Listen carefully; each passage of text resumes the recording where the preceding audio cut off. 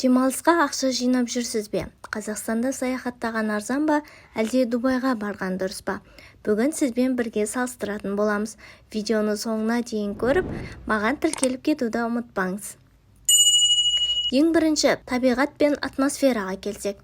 Қазақстан Шымбұлақ, Бурабай, Көлсай, Шарын шатқалы сияқты табиғи көріністер. Ерекшелігі табиғаты таза, қымбат емес, бірақ инфрақұрылым кейде әлсіз. Ал Дубайға келсек, жасанды аралдар, биік ғимараттар, теңіз жағалауы, шөл, сафари.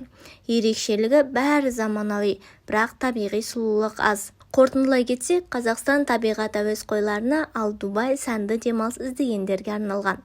Ал енді баға мен шығынға келсек, Қазақстанда ішкі ұшақ, жол билеттері орта есеппен 15-40 мың теңгені құрайды.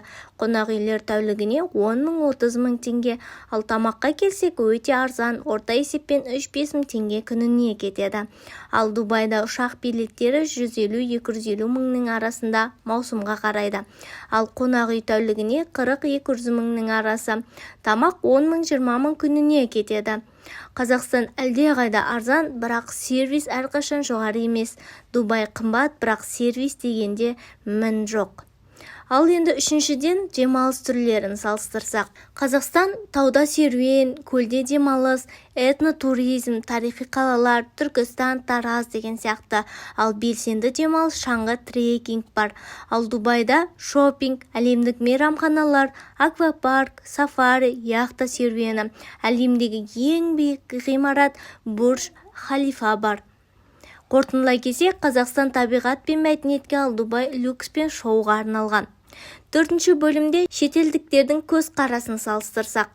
Қазақстанға келген туристер табиғат пен қонақжайлыққа таңғалады, ал Дубайға барғандар сервис пен ғимараттарға таңғалады. Бірақ бізге өз елде демалу арзан әрі ерекше екенін көп адам бағаламайды. Сонымен Қазақстан ба, әлде Дубай ма? Таңдау өзіңізде. Қазақстан қолжетімді, табиғи сұлулыққа бай, ал Дубай сәнді, бірақ қымбат. Ал сіз қайда барғыңыз келеді? Комментарийға жазыңыз, сіз Қазақстанды таңдар ма едіңіз, әлде Дубайды ма?